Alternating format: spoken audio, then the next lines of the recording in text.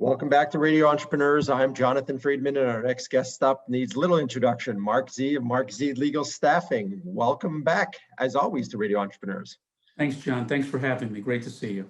Great to see you. So our Marc Z moment today, we're going to talk about re-entry, so to speak, people coming back into the offices. So a trend that we're probably going to see more and more of over the next several months. What are you seeing out there? Correct. We're seeing some final decisions in terms of planning, John. People finally saying, I'm going to go back in because now I have a vaccine and I can. And employers saying, let's now start heavily planning to have people back. And we talked in previous episodes about what things will look like, what employers are going to be doing, what about requiring vaccines, what will happen if somebody doesn't want to have a vaccine. What we want to talk today about is the practical planning. I'm coming back to work and an employer's expectations. If I'm coming back to work, I can't just say, what if, maybe, could be, should be. I have to say, it's definitely happening. Well, John, it's definitely happening for a lot of companies and law firms after Labor Day. That's the plan. A lot of them say, look, we'll continue with the voluntary re-entry during the summer, but we really are talking about benchmarks after Labor Day. So if we're talking about the benchmarks, what should we do? Well, first of all, let's plan to make that happen. We're going back to work, and what will that look like? Well, as an employee, I have to start real life planning. My day is no longer merged from morning to night, where I sit in my home office or in my dining room, at the dining room table, or somewhere in my house, continuing to work remotely. I'm going back to my office, which means I have to have a real set schedule. And part of the set schedule is leaving now, not just clicking on a Zoom call at 7:30, going to certain meetings. I now have to get in my car to get to the train or to drive in. If I'm driving in, I have to build in time that needs to be figured out in terms of my commute. Now, right now, going into Boston, for example, is a cakewalk. Anybody that's going to work or driving in will tell you it takes them half the time that it used to be. Well, guess what? It won't for much longer. That's going to change. Yeah, one of the downsides of coming back, right? We're going to face traffic again. Yep. Right. So you have to plan on that.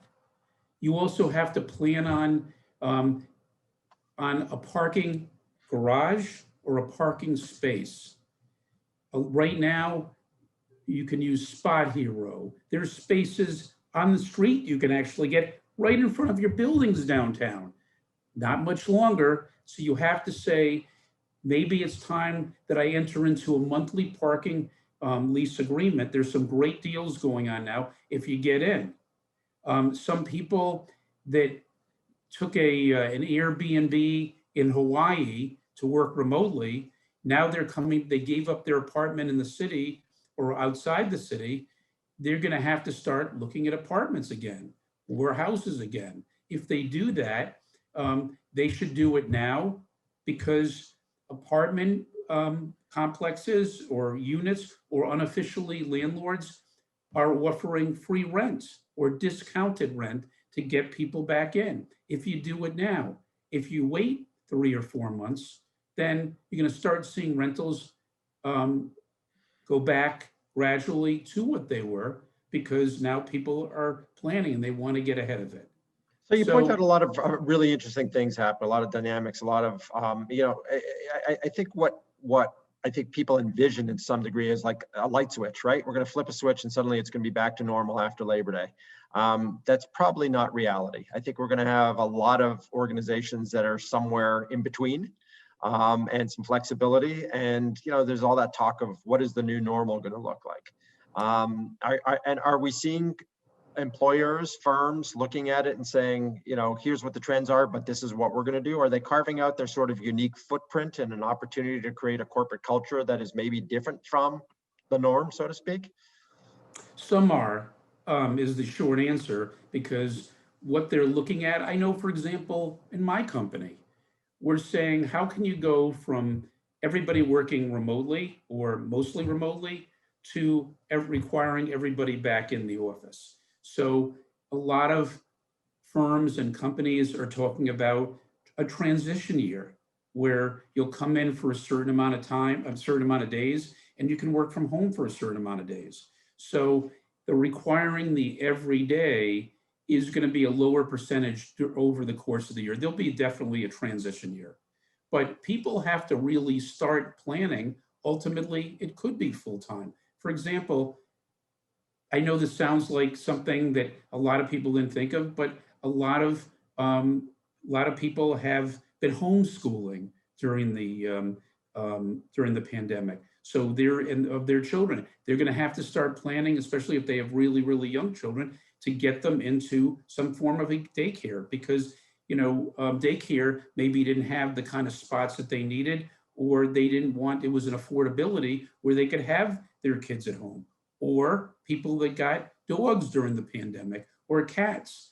Particularly with dogs, if you're not going to be home during the day, you're going to have to start planning.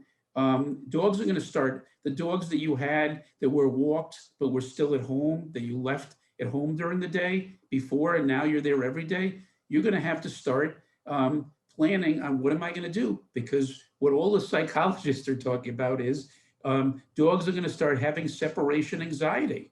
Going to see a lot of torn up shoes and sofas and, household items, right, and dogs getting bored.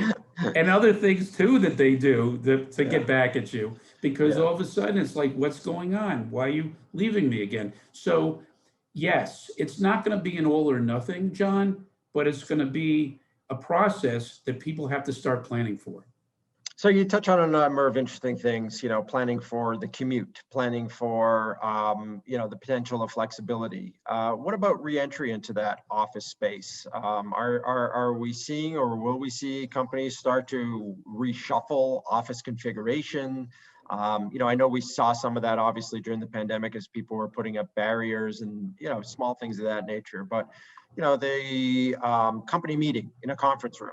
I'm dealing with a lot of clients who everyone's in the office, but meetings happen over, some sort of, video chat. And so do you think that's something that we're going to get used to?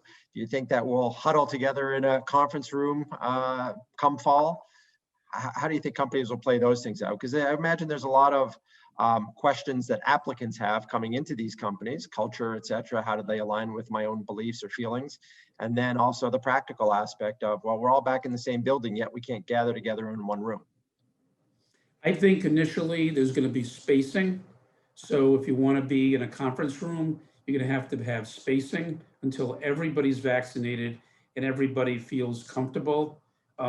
So you'll have that. You'll have people meeting in the conference rooms. I don't think a lot of the extra sort of office arrangements that have made in regard to spacing, in regard to blockage in terms of that space and blockages of ear and different ear filtrations, I think it's going to be in place for at least the next year once everybody knows more. It's like with the vaccines.